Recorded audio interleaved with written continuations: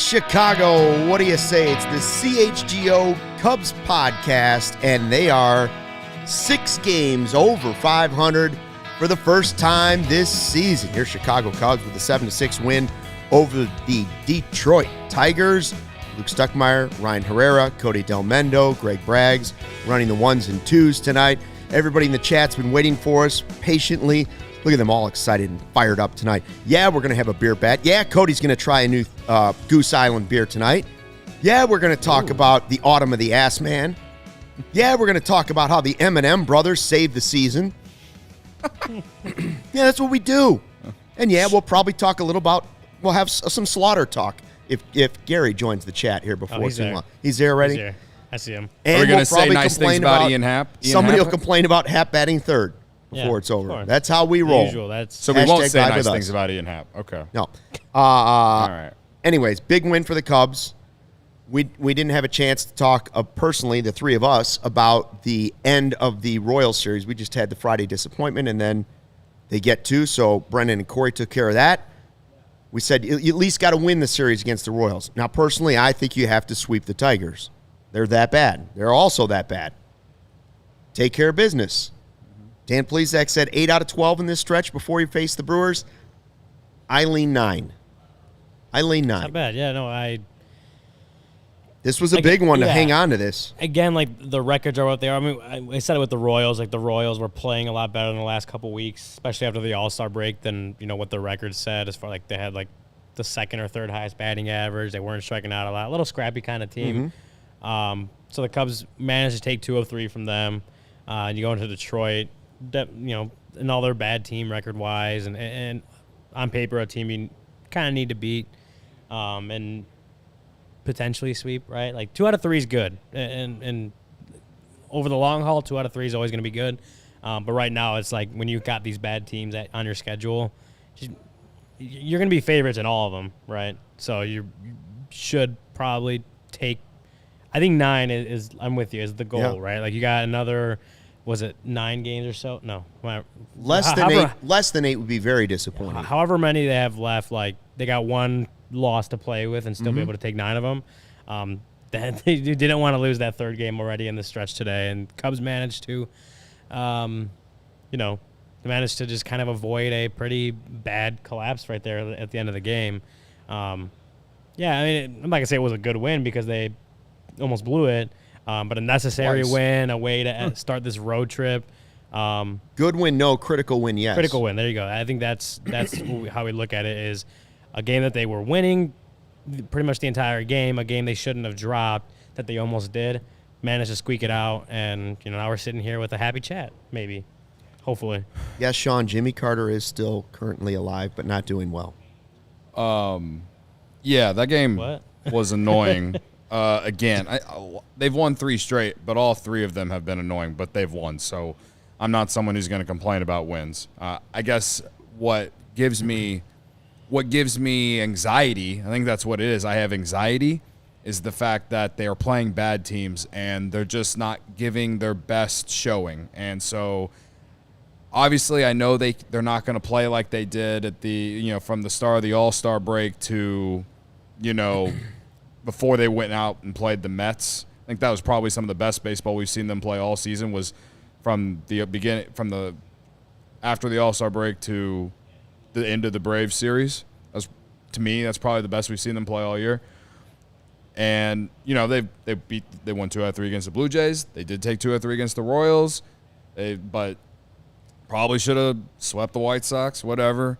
I'm not complaining. I'm just – ideally, they'd be playing better against these bad teams. So I'm just being real with you and saying that, yes, this is awesome that they won. Yes, we're celebrating. But also, if they were playing better teams, would this team be falling apart instead? And I have anxiety. I have anxiety thanks to the Chicago Cubs. Welcome to my life the last 25 years.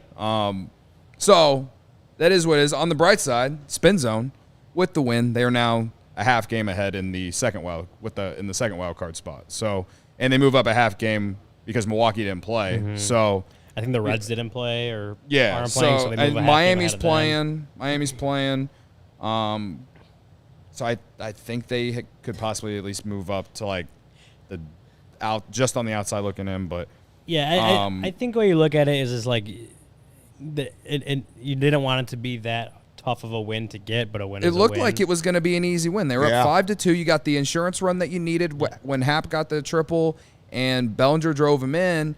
And then Fulmer comes out here, and we've said a lot of nice things about Michael Fulmer lately, and he just sucked. And then it looked like he kind of figured it out. And then the baseball god said, hold my beer, and Baez gets a cheap hit, and so does McKinstry, and it's a tie game. You know what I mean? And that's baseball, and I'm not saying that those guys didn't deserve those hits, but according to Baseball Savant, they weren't exactly hard hit balls that deserved to be hits. They just put them in the right spot. And again, that's baseball. Madrigal's hit that gave them the lead was hit like 75 miles per hour. So a rocket. So like, maybe the gods gave us something back, right? Hey, it wasn't the Javy Baez Zach McKinstry revenge game, which we thought was coming. Kind of It was for a second. For a little bit Well, there, I'm saying became it. we were right? like, this is going to be the revenge game, and instead, the M&M brothers came through and saved it. Cody's going to do the beer bet, get it all ready to get it chugged down, make his dedication. Yeah, he is going to do the beer bet, but I left Edward Elric's chat up because he said a win is a win. What are we doing here, guys? No, I understand. that's what I'm saying. Like a win is that's a win. right. Everybody was belly aching the other night when we lost the other day when we lost to the Royals. And this is what it's all about. This is why I said don't complain about the loss. You stole a win against the White Sox that you shouldn't have won with Morel's walk-off. Fair. You lose a game that you shouldn't have, maybe to the Royals. You win a game. This is the playoff race. We're back, man. Well, we're in a playoff and that's what I'm saying. race. Is like you obviously want it to be easier than that. You don't want them to blow a 3-run lead late in the game.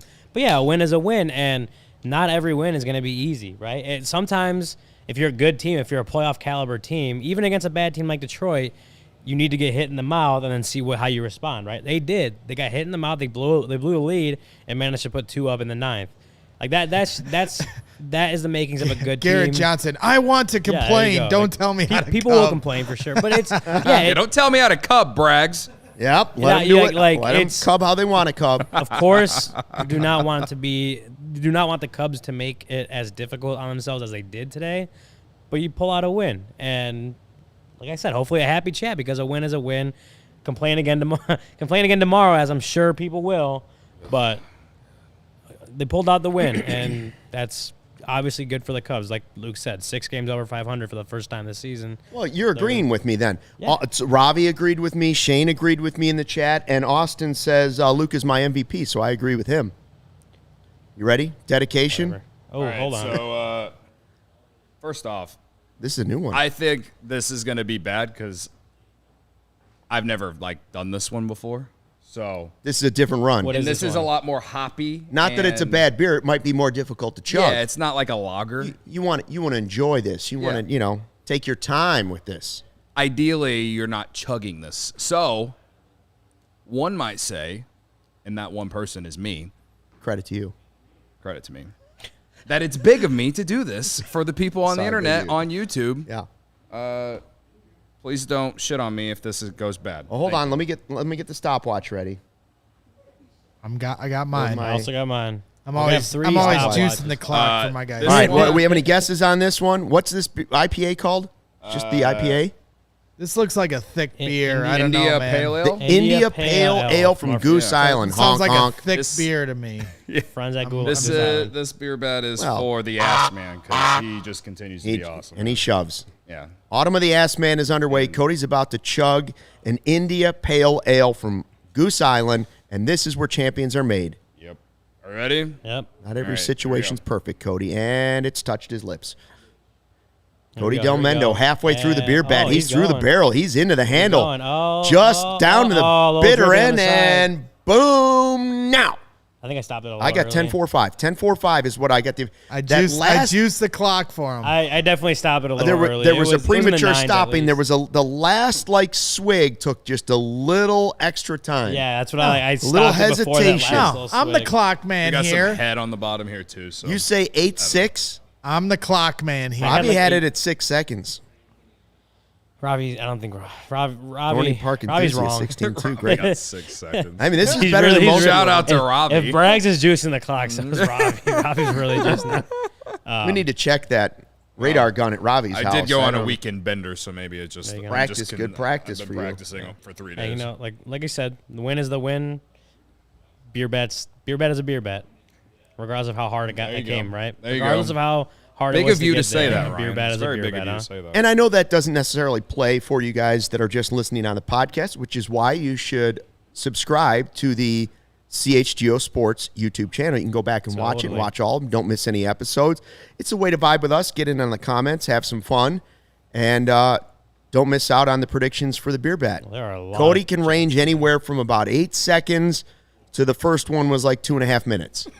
Well, you got to remind people. Well, that was a long time ago. Feels like years ago now. And it's just slowly but surely he's becoming a professional at You got some this. super chats? Yeah, we do have some super chats, which was nice. Braggs, can you throw those up for us, the I super absolutely chats? can. We appreciate everyone jumping in. Somebody here. said, Luke, nobody agrees with you. The shtick is old, and so am I. So that works. Fernando, the super chat, $4.99, 4 wins, 8 losses. Second half of the season in series openers, they tend to lose first game to bad teams. Don't let the facts get in the way of a good story. Fernando, very much like that one. It's spelled FAX. That's yeah, the you bit. can spell it FAX. You have to spell it FAX. Put Fulmer on the shelf. Huge win, Braggs. Listen, I disagree with the Fulmer. The guy's been spectacular. Yeah. And he may not have been great tonight, but the exit velo, as the kids tell me, was like 80 and 75 on McKinstry and Baez. And Luke, not good. Luke, He you walked just some said, lucky. guys, though. And Luke, He did. you said He wasn't huge great. win, Braggs, but that's not what it says. It says huge win, Braggs, GOAT. Oh, I didn't see the little Mariano's goats too calling far you. away. Let's not Go. forget the GOATs. Thank you, Mariano. Thank you. No, Sorry. When with did this Fulmer, become the increased Bragg's ego show? Every time we say Braggs now, we have to go, meh.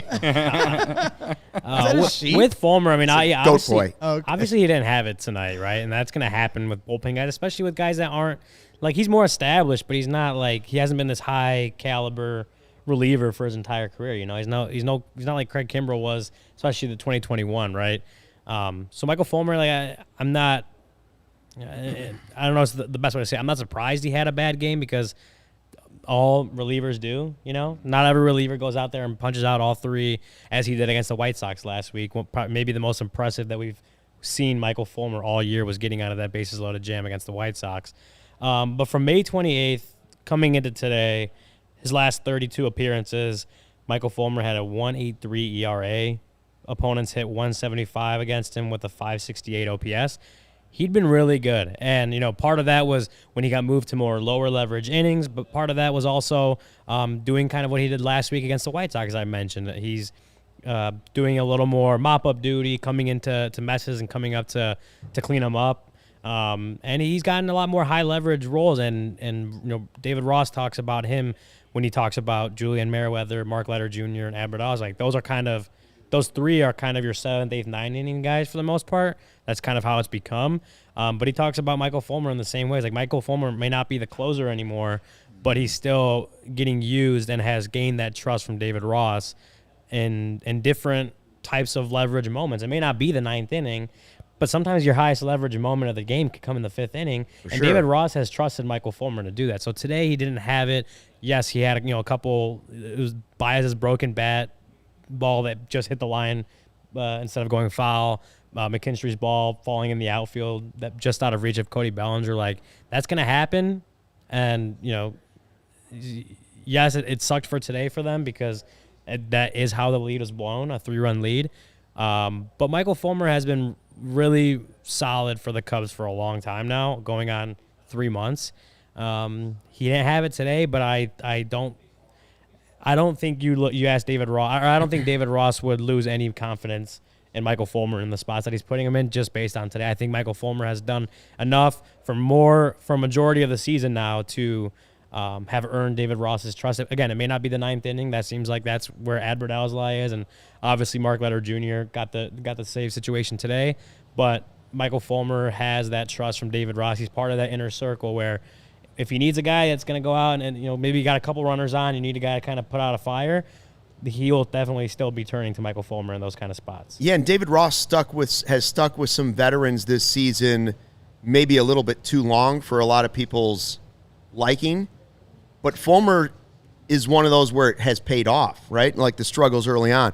The Duke 811 with a super chat, $20 he's dropping on us. Have to give credit to the front office. I agree with just about every move they made. Lately, DFAing Mancini, Barnhart, and Hosmer were the right moves. Signing them initially, not so much. You're right. The initial moves, not good, but willing to eat that money for what was clearly a mistake on some of them was the right move. And as Cody says, credit to them. Super chat, $5. James says, some clown on the new Cubs podcast did a timed beer chug after Sunday's win. He'll be sporting Daisy Dukes proclaiming the summer of Mike Talkman next. He's not even wearing pants. We got two guys not wearing pants. His name is someone else. Whoever it is. I'm not asking who it is, but no, we don't. That's interesting. Listen. Whatever. Like, I don't care. Best form of flattery is imitation. Yeah. Better watch we got another super chat. Better watch your mouth, 99. James. That's my guy. Wish me luck tomorrow behind enemy lines. He must be going to the game tomorrow. He's going to the Sox game, or is I think he tweeted at me today saying that they were going to the game in Detroit. Yeah, he's so in there you go. Yeah, Have fun at the game tomorrow, Max. Yeah. There'll probably be more. Probably have more Cubs fans out there than you old Tigers fans. Duke dropping more dollars on you. Duke again? Yep. Duke. Oh again. man, another. Now we're up to $30 from the Duke. Just to be clear, none of you plan on singing on this stream, right? Although it can't be worse than what I endured earlier today. And you talking about Carm? Yeah, Carm. Seems like it. I will not. I can speak for myself that I will not be singing on this. I won't be singing either. Creed. But if Braggs and Cody want to sing "Go Cubs Go," or if Braggs wants to sing "Go Cubs Go" while Cody chugs the beer, I'm okay with that. I'm totally down. I'm okay. And with anyone that. that thinks that song isn't good, present company included, don't have good taste As in Braggs music. looks at the Sox guys. That's right. Be quiet over there. So back to Fulmer. We talked about how, the Baez hit and the McKinstry hit, like, that they were like, just baseball being baseball. Yeah. I've seen some comments about the umpire. The umpire definitely helped the Cubs in the ninth inning with the first batter. They definitely helped them, I think, when they were hitting too, with a couple nice balls that were called, or a couple of, calls that went their way. Didn't he help Fulmer with one too? Wasn't there one that was outside? He did not help Fulmer with one. It was I was going to bring up. Or was it Valencia when he came in? Maybe. Anyway, sorry. That was lighter, unless you're getting that. Anyway, what I was getting at in that inning that Fulmer was in,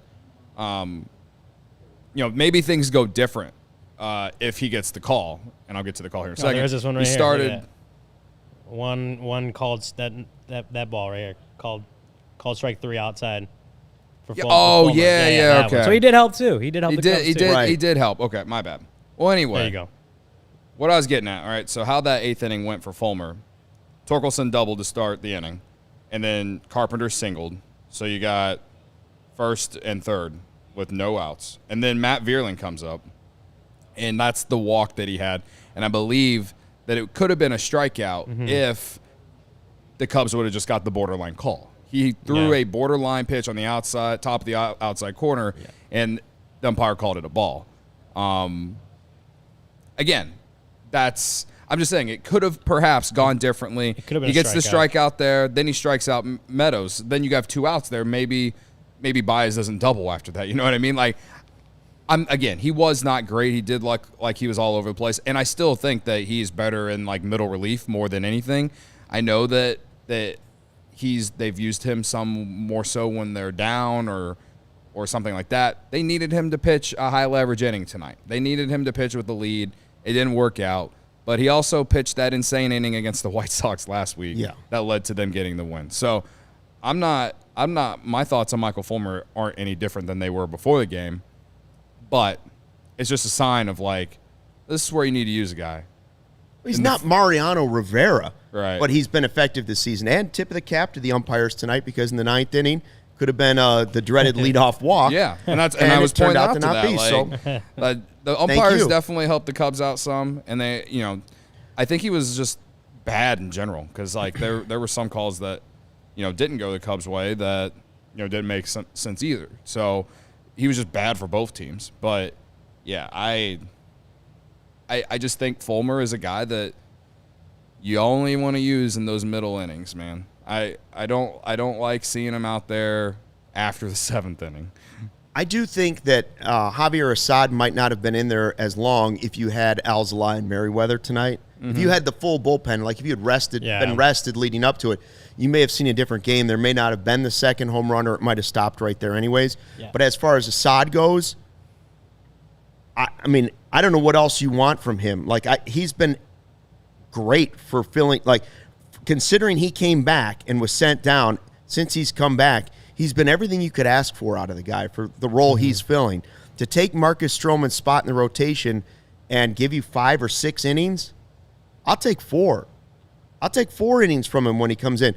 But to give you 5 really good, I mean, he gave up 5 hits. 2 of them were home runs. But that was later, and you could clearly see it was going away from him. Third time through the lineup whenever it to me, Javier Assad was great tonight. I know the final line you might look at and say, well, it was just kind of a start. Listen, the start they got out of Hendricks was great. The start they got out of Assad was great. 5 1/3, 2 earned runs. Take that every time. Just 5 hits. Like, he had very little traffic.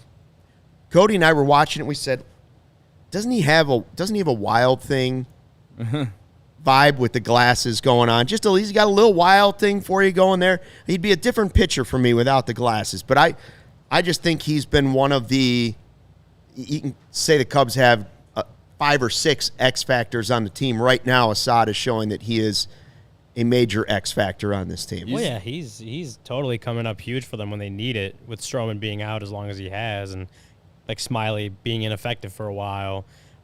Hendricks has been mostly solid this season. He's been mostly solid this season. He's had a couple down starts, but he's been mostly solid. But even then, like, if he's one of your back end guys, you're 3 runs or less, he's like one of the top 4 guys since he's started pitching. Yeah, like, I mean, Tyone's been a lot better. I know he had that one bad start, last week or so, but he's been a lot better in the since that New York Yankees start. Whoa! Stop. I would argue that Hendricks has turned into their number 2 starter with Stroman out. Stop the presses. Michael Collada. Okay. In the chat, after cutting Barnhart. He says Bernhardt. Bernhardt. That's all right. He's the Godfather. After cutting Bernhardt, I am starting to change my thinking on Ricketts. Now sign Bellinger, and we'll talk. Never thought I'd see the day. So, Never thought I'd see the Godfather's day. coming. Listen, man of integrity. He's admitting his mistakes. Credit to Collada. And I think it's actually Bernhardt's. Credit to him. My friend. like Jules. But yeah, so what I was saying got is to throw an S on. what I was saying is they've Woods, gotten Kerry Woods. Yeah. Bernhardt's and Bajent are going to take over the city. So you have Steele pitching like an ace still. Yeah. You have Tyone, who's turned his season around and been better. Kyle Hendricks, who's been solid. But yeah, you still got like 2 more spots that you don't really know what you're going to get from that spot. Javier Assad coming in, taking over, and he's been pretty good since rejoining the rotation. Like, that's absolutely necessary for this Cubs team right now when you don't have Stroman, when you don't have Smiley pitching well. Like, you need Javier Assad to be good. And fortunately for the Cubs, he was good again today for 5 innings. I know that last inning wasn't great for him, but they eventually got out of it. Wisniewski was good. Yeah, Wisniewski was good. But like Assad being good, and you look at him for like the full season, his role has obviously increased from so much as being sent down to AAA. And since he's come back, as you mentioned, Luke, it feels like he's been a lot better, and his role has kind of just kept getting bigger, and he's been succeeding at each of those roles. And he may not be going out and giving you like 8 shutout innings, but like you said, if he's giving you 5, 6 innings, 2 earned runs or less, like, that's great, because for the most part, especially the last couple months, like, the bullpen has been better than what kind of we saw early on. And now you have guys in roles where, like, if he can get you to the 6th, Julian Merriweather in the 7th, Mark Ladder in the 8th, Edward Alzolay in the 9th, on like a best case scenario for the Cubs right now. That's how it goes, because those 3 guys are probably Ross's most trusted guys in those roles. And so if Javier Assad is going out and giving you 6 innings, 2 earned runs or less, like, you're absolutely going to take that, because that means he's giving you a chance to win, and you're turning it over to your best bullpen guys in the roles and the situations they are having the most success in. And so, yes, Javier Assad, what he's been able to do has been impressive and has been absolutely necessary for the Cubs in this stretch. Wow, 2 more super chats. First from Derek R. Tigers offense has come to life lately. So what are your thoughts for tomorrow's game? Is Smiley Hayden combo? I'll be here with my W flag tomorrow. We will get to that in the following segments here, so hang on for it just a minute, leave. Derek. And the Duke is really just showering us with money right now. He's making it rain. God bless. making it rain. God bless the Duke. Sympathy super for the Sox guys on behalf of the island of Duke. My sincere condolences for your loss, Ez. There you go. Troll. The Duke trolling. I love it. They don't even know it over there. They're so disappointed and despondent. Well, if that they I was just them, can't I'd even- just be numb right now. That's what they are. They're numb. I'd be tweet. They're all over there just staring into an 2022 empty Cody. Yeah, I'd just be They're- tweeting. they're I'm over ready there to be staring hurt into again every morning. empty bag There we go. of flaming Cheetos Yeah. right now, just looking down in the bottom of the bag like, I wish we had some. Anyways, Cubs win. We are going to talk about Smiling in a second. We're going to talk about Javy Baez. Colada. Can't wait to get your thoughts on that. What is?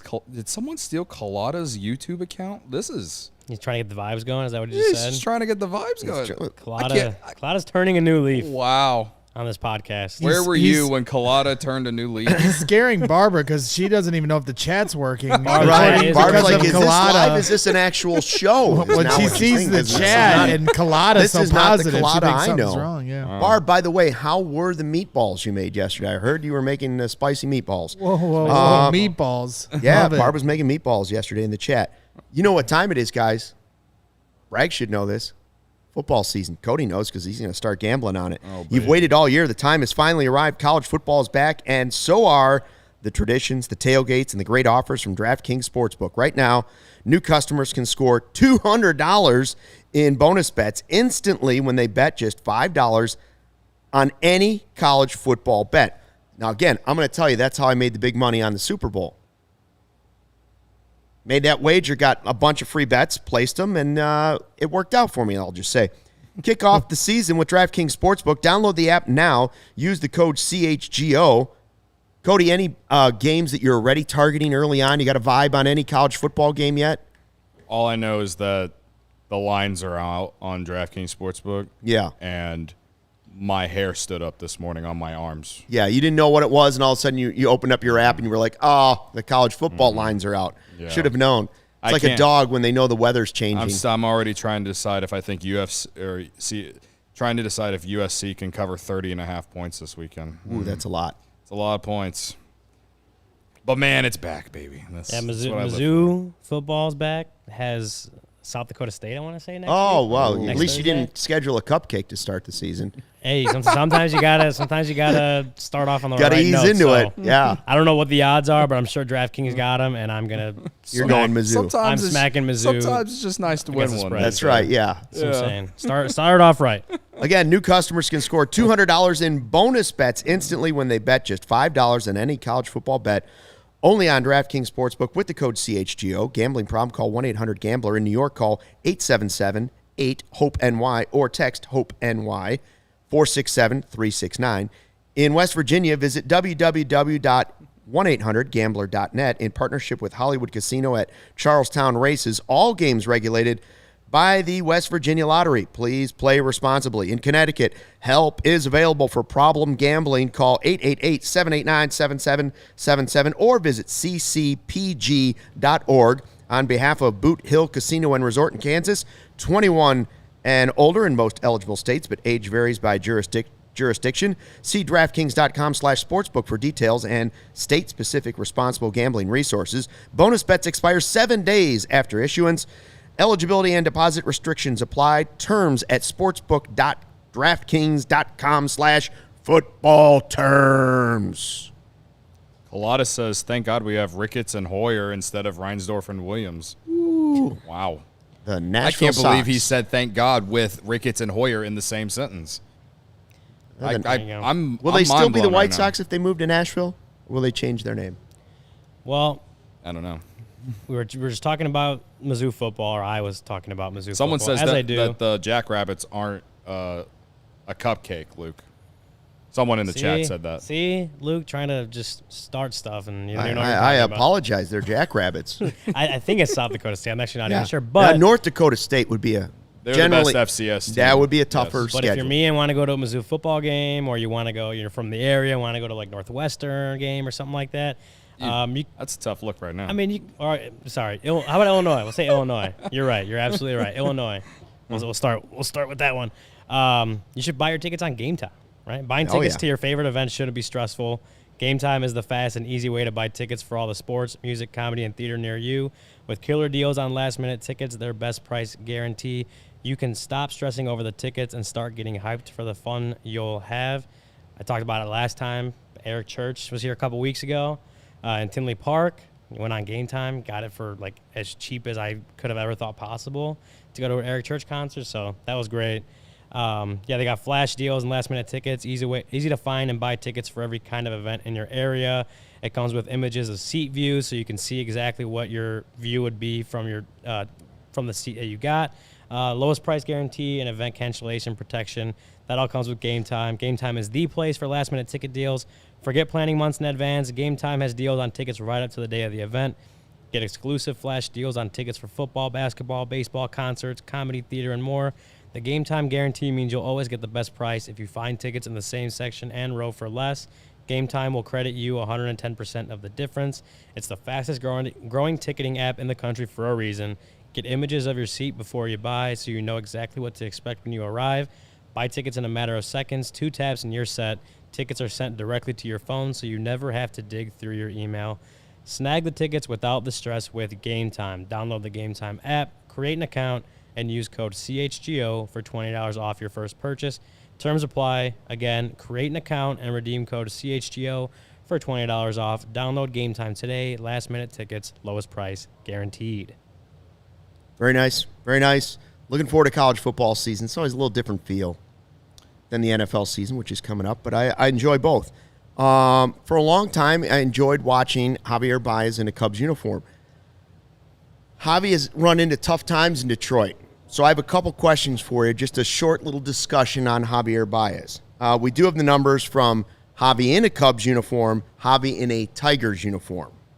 Now, those are obviously very different. He never developed into the consistent player that some Cubs fans always hoped he would be. But you can't deny some of the amazing moments that he brought to Cubs fans in a Cubs uniform. You go back 8 years, 2 All-Star games, you won a Gold Glove, won a World Series, 18, 34 homers, 111 RBIs. He was in the MVP hunt for a while that season. He was in the mix. But Javi has just fallen on. It's sort of tough to watch him when I see the strikeouts on Twitter. Not that you didn't see strikeouts, obviously you did in a Cubs uniform.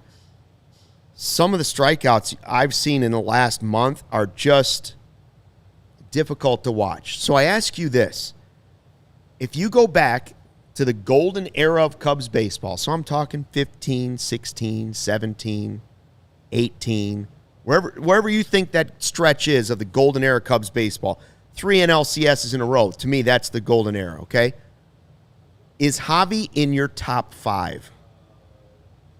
Just players? Players for the Cubs, whether that's your favorite or whether that's the best. Is Javi in your top 5 for the golden era of Cubs baseball? No question.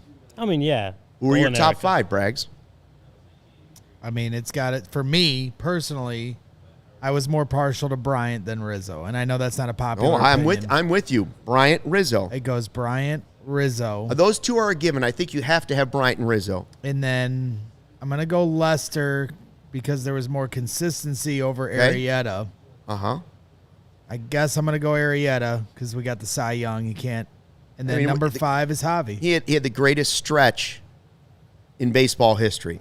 It was a short stretch, but he was for that stretch, he was the best pitcher in the history of baseball. And then Javi's number 5. Who am I leaving out? Schwarber. Javi's over Schwarber. I think you put Javi over Schwarber. Yeah, because he brought more. For me, it is actually Schwarber, running. but it's a real tight argument. There's no way because Javi, the base running, he changed the way we looked at base running. The way you slid into a bag. Totally did. I mean, Schwarber's home run in 2015 is one of the most crazy things I've ever seen onto the scoreboard. Ever. And then to come back from a blown ACL like something out of a movie, walking up the steps in Cleveland and then coming through and delivering in the World Series. Certainly.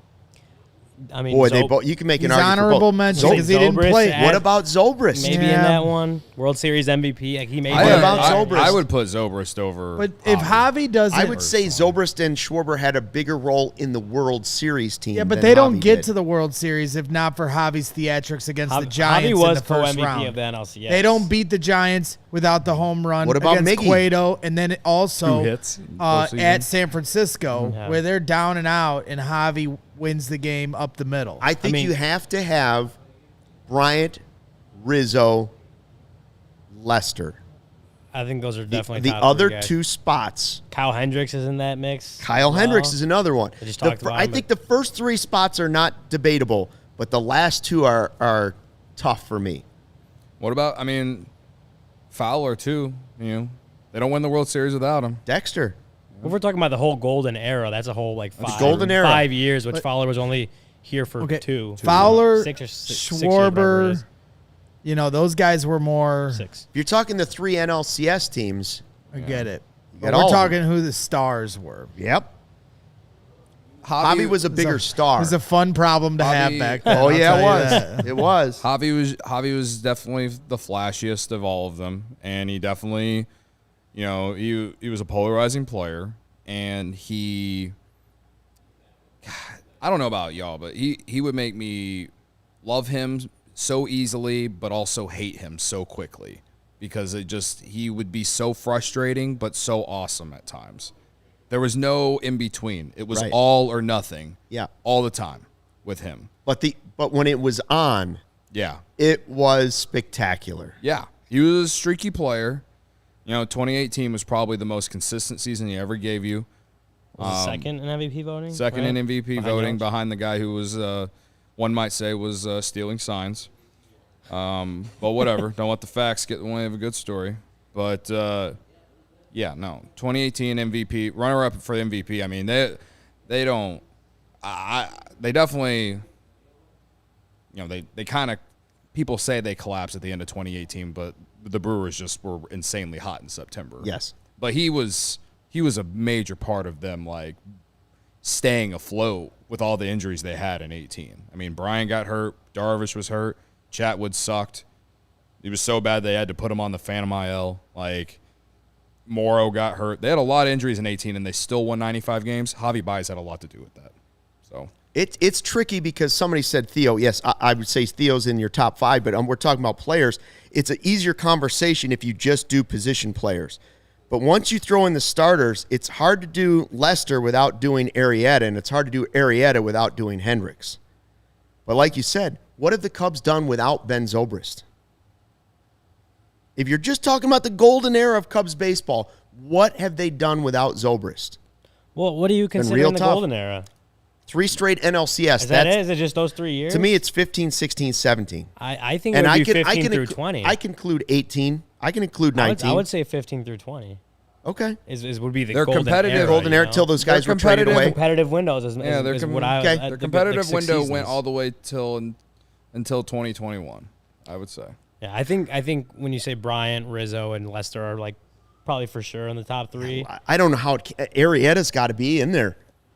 But it's hard because I don't know how I choose Arrieta over Hendricks. But Jake was more dominating. Jake was more dominant for a good. Jake beat the year. Pirates by himself Yeah. in the playing game. Right? Like, Yeah. Won a Cy Young, yeah. Yeah. I mean, but then Hendricks 2016 would you finish 3rd in MVP or yeah. Cy Young? I voting? mean, Hendricks was. like he had a great peak, started and he was game 7. and he was consistently good for consistently really good for 6 years. He never made an All-Star team, which I always thought was like. I didn't get how Daniel that Scalzo. didn't happen. I don't get how a guy finishes top 3 in Cy Young voting doesn't make the All-Star team. Yeah. But he Well, was Arrieta- consistently a very good player for, Arrieta didn't make the All-Star team in 15, and he won Cy Young. What about just position players then? Oh yeah. Bryant, Rizzo, Zobrist, Schwarber, Zobrist, Javi. and you're leaving out Dexter. Yeah. If we're doing just position players, it'd be KB, Riz, Zobrist, Javi, and Schwarbs. Not in any particular order, I but would those agree. 5. I would agree with those 5. Yeah. Although you go, we go is tough to leave out. Yeah. The thing about Javi was that when they were actually at their peak, Javi wasn't even a big part of the team yet. Like Right. he didn't play every day in 16. Joe Madden just started playing him every day in the playoffs, and it worked out, right? And then he was wave started 2. He started getting everyday playing time in 17, and you kind of saw the signs of him becoming a real star player. And then obviously in 18, he had the runner-up season for MVP. 19 had a good season, and then things just started to fall apart after that. But I think that's what's crazy. But the thing that people like, the thing that brings people back to him though, and how he was a major part of the winning, was that like Bragg said, set co NLCS MVP in 16. He had huge hits in the NLDS, the series before that. He had the home run in game 1. Didn't he have the go ahead hit in game 4? Yep. Right. In my lifetime, I will say this: I'm not sure he makes my top 5 for all players in the golden era. But in my lifetime of watching Cubs baseball, so you're going back to the 70s, he's easily top 5 most electric Cubs of all time. Most entertaining, yeah. I mean, I tweeted the video from CHGO Cubs today, like the play against the Pirates, Dude, the ground ball. I'll still never forget that play. That's it. That was the most, like, when they show highlights of Javy Baez when he retires, that has to be like the first thing they show. Rizzo laughing. How about the tag in the World Baseball Classic? Not even with the Cubs, where he's making the tag and he's already running on. Yeah, that's my favorite part of Yadi Molina's career. As far as vibes go, there aren't too many guys that are ever going to touch Javy Baez. It wasn't just the base running, the tagging. Yeah. He was electric. He was electric at tagging. Not only was he not just like tagging right there, not just tagging, Braggs, sliding. How many times did we see him slide, lift up the hand, or stop early and then jump in? He changed the way guys in the league thought about sliding into a base and tagging at a base. Yeah.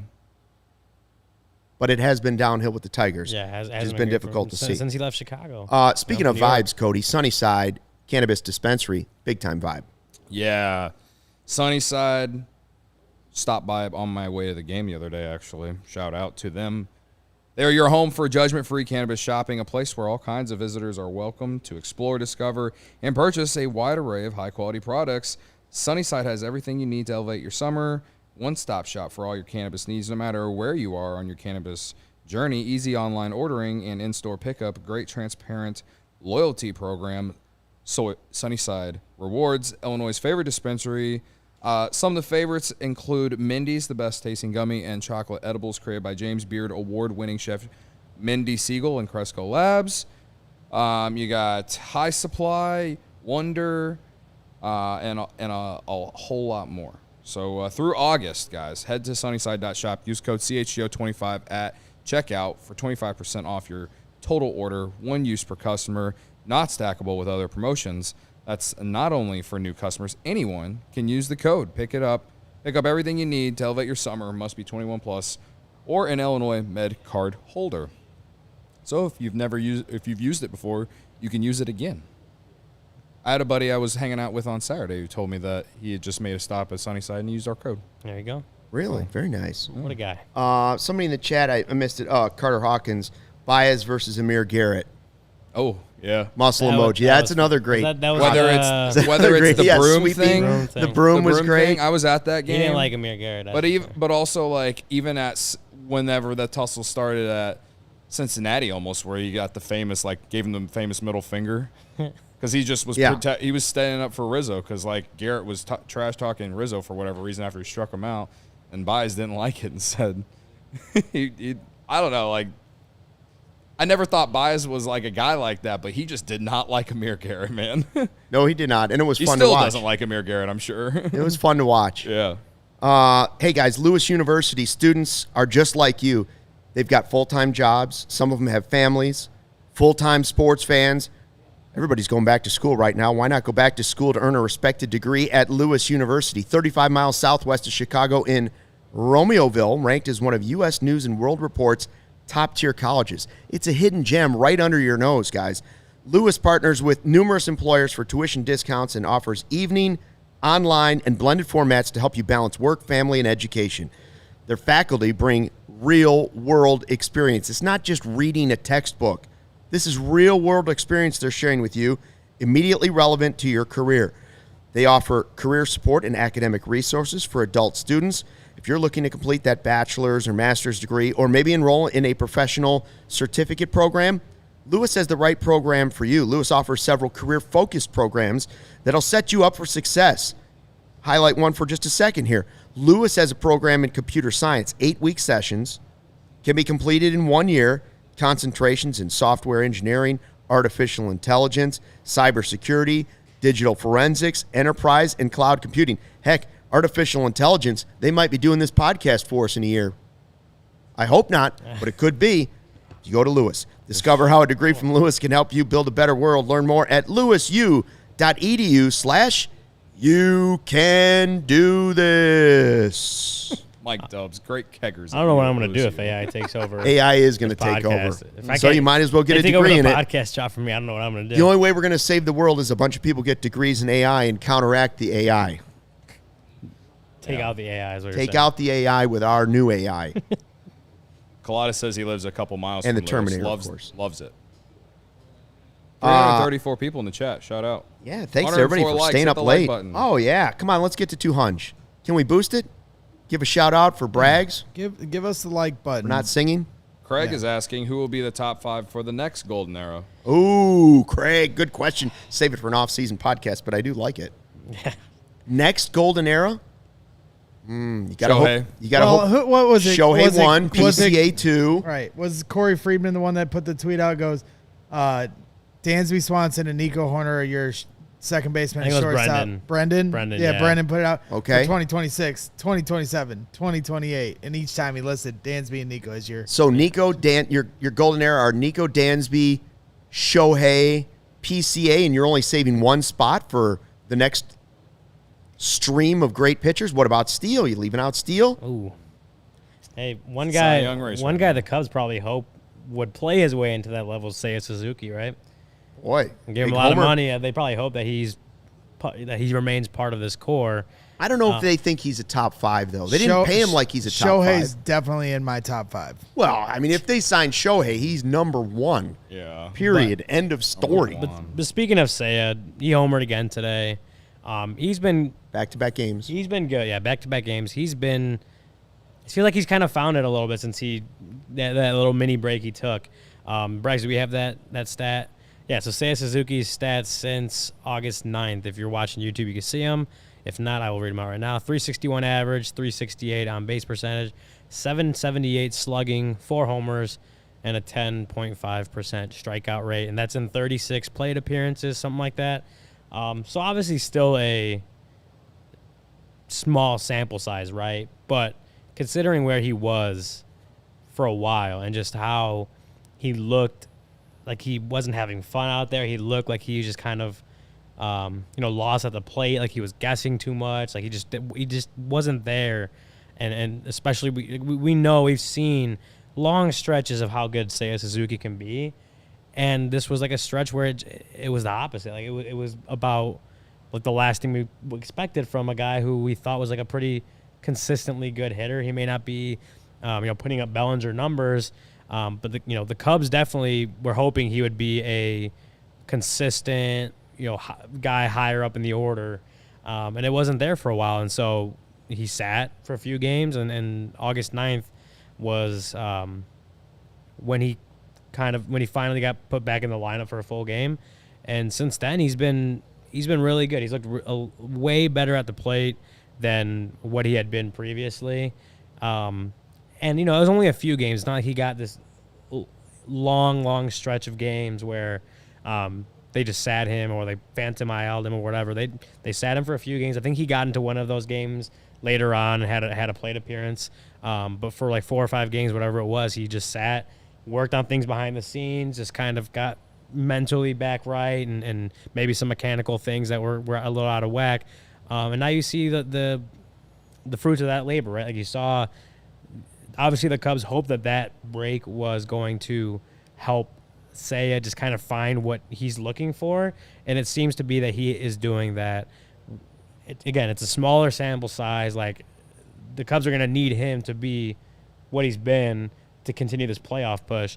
But I mean, it's been a very, very good stretch of games for him. Great signs to see considering where he had been at. And like, today, again, was just another example. Had the Cubs not blown the lead, he's the hero of the game. He had a home run, right? Nick Madrigal eventually took that with the go-ahead double. But Seiya had a good game himself. Like you said, Luke homered for the second day in a row, and it looks like he's found it again. And, the hope that the Cubs have, obviously, is that he can just continue that. Because I think this team's ceiling is higher. Of course, this team's ceiling is higher when Seiya Suzuki's good and hitting well, because that's what they brought him in for. That's what they're hoping he provides them, is just consistently good hitting. He's played pretty well in the outfield too, but like the bat wasn't there, and the Cubs hope that he's refound it and can carry that obviously through the rest of the season. No question, they're a better team when Seiya's playing better. And yes, it's an obvious, as Edward was saying in the chat, and you were just saying, it was a reset. Mm-hmm. So David Ross didn't have many more cards he could play with Seiya Suzuki, and he finally threw down the reset card, and it worked. And he's returned. For me, the thing that's really been obvious when he's returned is he didn't return that super patient hitter. He returned a more aggressive hitter. Yeah. And more aggressive has equaled more power. Mm-hmm. So that has worked for him right now. Now, the league will probably adjust to him again. We'll see if that holds up. But right now, aggressive Seiya has equaled to home run Seiya, which is what we want to see with this team, especially when that's something that they desperately need throughout a season, is power. Now, another guy besides Seiya that got the reset button very recently was Drew Smyly.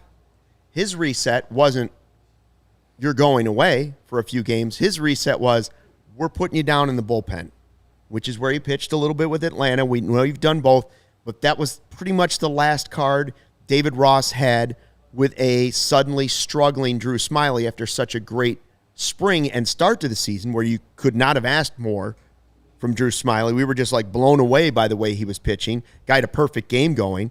But then the wheels started to come off. You wondered, is it too much for him? Is the workload too much for an older pitcher? Is he not used to this?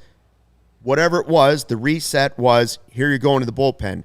Tomorrow, he goes back into the rotation against the Tigers team that struggles, okay? What do you want to see out of Drew Smyly? What do you expect to see out of Drew Smyly? You could only hope that the reset works as well as it did for Seiya Suzuki. I think this is his one chance in terms of...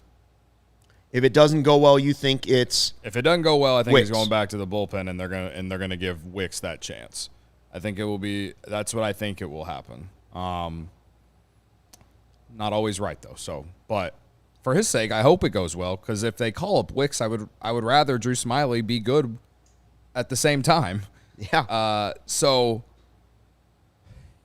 It's kind of for Drew Smyly, at least in the rotation. It's time to answer the bell, man. And he's had some good innings out of the bullpen. Like, I'm kind of like annoyed that they put him back in the rotation, because they don't have a left-handed reliever in the bullpen, and they need someone in there. And I know this is because Stroman is hurt and they have no choice. Well, they have a choice. They could have called up Jordan Wicks already. They could have called up Jordan Wicks weeks ago. I don't know. I'm just talking, but it's probably a Jed and Carter decision as much as it is David Ross, but it does fall right in line with what David Ross likes to do, is give that veteran as many opportunities as you can, because he still trusts the veteran more than he does the young guy to come up and do. At least that's the way it looks. It reminds me of Joe Quenneville with the Blackhawks, and it goes in line with who he was as a player. Think of all the managers that stuck with David Ross just a little bit longer. That's why I think the Tucker Barnhart thing was tough for him. Yeah.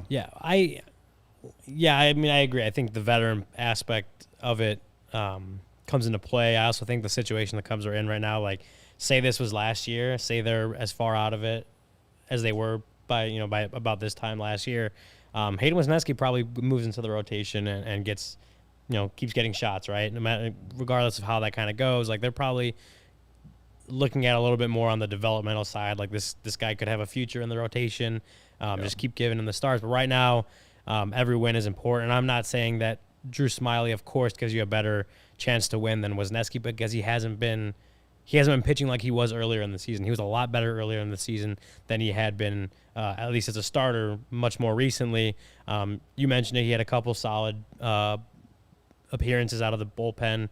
The ninth inning against the White Sox comes to mind. I think that was Wednesday. It was big. That was our takeover. And now he moves back in the rotation because they need a fifth starter at this point in the season. People are asking, what do you expect from Smiley? I don't know what to expect from Smiley because I don't know if getting moved out of the rotation helped him work on some things. I really don't. But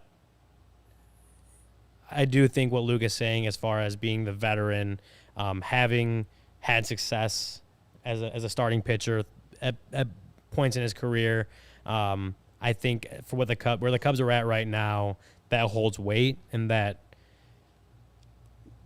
their hope is that a veteran like Drew Smiley can figure it out when he gets put back into the rotation. I don't think the leash is all that long. I think because he hasn't been pretty consistently good for a while now, I don't think that leash is as long as it would have been earlier in the season.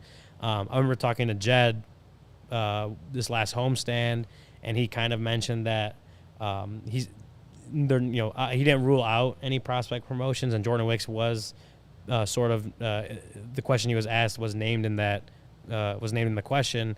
So that's obviously a possibility, which is why I sit here. But he also said that they're also not like, that's not the focus right now. They may be aggressive, but at this point, or at least as far as last week was, like they weren't like ready to do that. If Drew Smiley isn't getting it done, I could see them reaching down into the minor leagues and potentially bringing up a guy like Jordan Wicks. I think if it gets down to it, they're not going to be afraid to do that because they're trying to make the postseason right now. Our friend Gary Ross says 4 to 5 innings tomorrow. I'll be honest with you.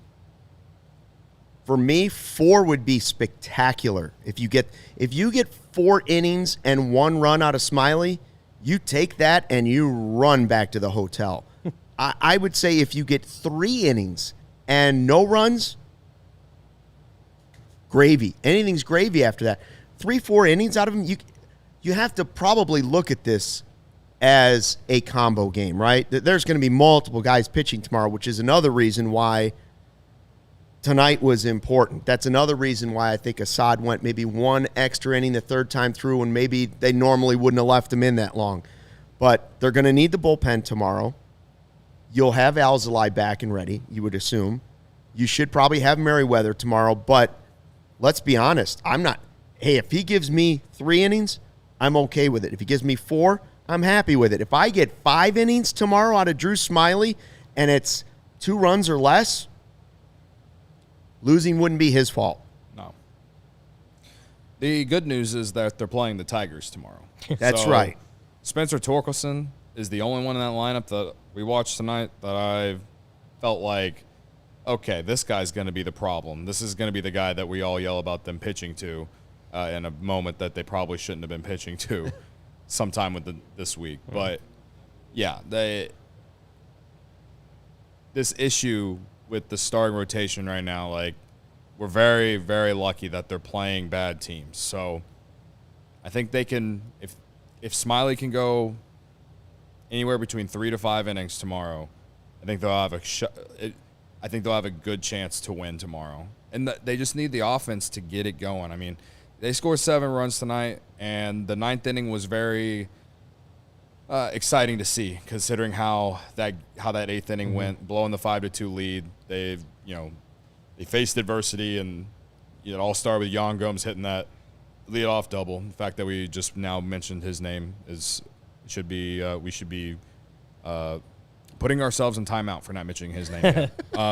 But yeah, like they got to get the offense going again tomorrow. Offense is a lot better tonight than it had been over the weekend against the Royals, in my opinion. So I think offense is key tomorrow. If they can find a way to get an early lead for Smiley like they did the Ass Man tonight, then yeah, I think that he can go 3 to 5 innings. He's just got to find a way to keep the ball in the ballpark too. Cole in the chat says, what a pathetically low bar for someone with that salary. I'm not disagreeing with that. I understand what you're saying, Cole. It's just the reality of where he's at in his season. If you would have told me that, the first couple months of the season, I'd have been very disappointed if you're only getting 3 innings. But the guy was, pitching great at the beginning of the season. Where he's at right now, having the reset, been demoted to the bullpen, a veteran guy coming back in a spot start in a pennant race, it is a low bar, but that's where I'm setting it at. As far as the salary goes, I just look at it and say, not my money. Listen, there's way worse investments in baseball this year. Benintendi across town, I know the Sox guys would say, because he has the same amount of home runs as Nick Madrigal, and he's the highest paid player in White Sox history. I think you're happy if Drew Smyly gives you what Javier Assad gave you today. Oh, I 100%. think you're very happy with that. 100%. Also, we haven't neglected to mention it's a Drew Smyly revenge game. Drafted by the Tigers in 2010, played his first 2 major league seasons, 2.5 with the Tigers. So it's a Drew Smyly revenge game potentially tomorrow. Cubs should just bring in Justin Wilson. Just to go back to Cole's comment, I felt like he earned the contract. He was pretty good for them last year. And I think he's for what players, especially pitchers, are paid now in baseball. I would argue that Drew Smyly already earned his contract this season, just with the first few months of the season going so well. He saved all those bad, or he saved the Cubs in terms of all those bad starts from Tyone at the beginning of the year.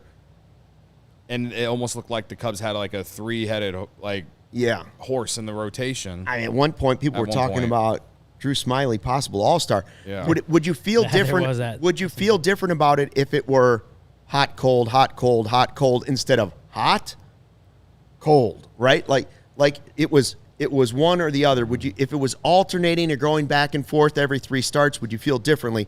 I think when you span out and look at the whole thing, you're looking at the guy as like your 5-star. What you were hoping he'd be is like your 5 starter, which is generally very, very inconsistent. That's what you've had. It's just been all hot and all cold. Either way, if this team makes the playoffs, he's going to be put in the bullpen. And I think that could be that might honestly earn his contract, because if he can go in the bullpen and be a really solid left-handed reliever for them, something that they don't have in there right now since he's going back to the rotation, it could be huge. So got to get there, obviously. If they started tomorrow, they'd be in the playoffs. But, they need him to just keep the Cubs in the game tomorrow. That's all I'm asking. Cole said, by the way, go back and look at his career, impossible to get 100 to 120. I'm not saying he's a great pitcher or a very durable pitcher, but I am saying that when things are going well, he can give you something. Like, ideally in your role going into this season, Wesneski is the guy that starts filling that role, right? Keegan Thompson finds a way to come back and contribute to the team. Some things haven't worked out in the rotation the way you expected them to, but I don't blame them all on Drew Smyly. You had higher expectations for Tyone than you did for Drew Smyly, and you've gotten way more out of Kyle Hendricks, because I had 0 expectations for Kyle Hendricks. Right. I don't know. Yeah. Who you got? I'm not even sure who you got tonight, because I'm not sure who everybody took tonight. But let's get to the who you got results. I had Cody Bellinger. Had he made that catch in center field, I would have said Belly. Nobody had Seiya. I did. But I had Seiya. Bragg's got the names wrong. Whatever. Oh, yeah, you had to change for Seiya. Ryan gets the win. Corey took Candy before I could take Seiya. Now, Dansby did have a beautiful double play. My bad. Yeah. But Seiya's the guy. Hap You're going to take Candy and you'll like it. I know. I believe I won with Seiya. 2 for 4. All right, I'll let you take Seiya. Wins. I'll let you take Seiya, Ryan. We were talking about Seiya, and you guys didn't let me give my 2 cents I about apologize. Seiya. Big of you to admit. On August 9th at 6 p.m., I tweeted, "You know the drill. I'm taking Seiya Suzuki tonight, whatever to save his season." And we already talked about the stats. Credit to me. So you're taking credit for it? I saved Seiya Suzuki's season. Don't let the facts get in the way of a good story. Credit to Cody. I've sacrificed trying to win who you got for months. And all I've done is take guys who have been struggling or everyone freaking hates and bitches about in the chat. And what has happened? We're in a playoff chase right now. And credit to Cody. He only started sacrificing the season once it was completely gone for him. Yeah. By the way, once he was so far back in who you got standing. Right, he had no choice but to do that. It was, Again, don't let the facts get in the way of a good story. It was be DFA'd or go to the bullpen and try plan B. He went with plan B. It's worked out. He's been a great reliever now. Yeah. Goose Island Beer Company, the official beer of CHGO, Chicago's beer since 1988. Tonight, Cody went with the IPA, the India Pale Ale on the beer bat chug, and it was less than 10 seconds. Might be the new one. That might be his new choice. You also love the beer hug, right? I do. I don't like chugging the beer hug, No, but I do like it. Pocket Pilsner's probably your favorite, right? Yes. 312. 312. Always me and Corey, actually. That's another one. Always. So a lot of great choices. The Pocket Pilsner, I think, is Cody's go-to when he has it in the fridge. Grab ultra fresh brewery exclusive beers at Goose Island's original brew house on Clybourne Avenue in Lincoln Park from their tap room on Fulton in Westtown. Goose Island Beer Company, Chicago's beer. I don't know if I can find this at the last second. Somebody had a comment about the beer bat chug and how we're timing it before we go. Oh, that we should do when he Somebody wants when he it picks to be up the glass and somebody puts it back wants down. the timing to be done when he picks it up off the table, the beer bat, and when he slams it down on the table for an There we exact go. time. Scribbler. Scribbler 80. That's it. No, I like to do it when the beer hits his lips and when it looks like the last swallow has been made on the beer. But you're right. was early on the problem is it's like the home run record. It's going to throw off the record books, which is critical to this game. Yeah, we can't have asterisks in here. It's got to be apples to apples. We don't want a steroid era of beer bat chugs. Even though the steroid era was awesome. I knew he was going to say that. It saved baseball. You're welcome. Yes, James, we saw your super chat. Some Did you clown just take on a credit for new this? Cubs podcast I did a beer did, bat yeah. chug. Cody just took credit for the steroid era. He said, "You're welcome." You're welcome. Were you Yeah. providing? He did. He did. And that, by the way, James with the super chat telling us somebody on another new Cubs podcast is doing beer bat chugs. I believe the person's name is Cody Del Fraudo. Ooh. Could be. Nah, whatever. Hey, you cub however you want to cub. If you want to cub like we cub, Honestly, that's fine. like if all of Cubs Twitter and Cubs fans on the internet just started timing themselves, We would like to doing see beer that. bats. Like you can, Tag I us in think that. that'd just be cool. That'd just be like the Summer of Mike Talkman shirts that I see all around. It now. would be bigger than the Mike Talkman shirts. It for you. would be. If we could start to get like 20 Twitter. I'm sorry, Twitter. If you could send something out on X, a video of yourself doing a beer bat chug with Little Goose Island and time it, see if you can beat Cody. It's not as easy as you think. At least that's what they tell me. Smiley tomorrow. We're back for post game again tomorrow. Vibe with us again tomorrow. Thanks to everybody that was in the chat. We saw like almost 400 of you tonight live on YouTube. If you're listening in the podcast form, make sure you give us the thumbs up, the likes, the positive reviews, all those things, whether it's Spotify or Apple Podcasts. We appreciate it. Make sure you subscribe to the CHGO Sports YouTube feed. That's the best way to not miss out again tomorrow night, right after the game, when we'll be vibing live right here, Barb. I'm talking to you. Thanks for dropping in to check out the CHGO Cubs podcast. There's 6 games over 500 for the first time this season. Till tomorrow night's win, fly the W.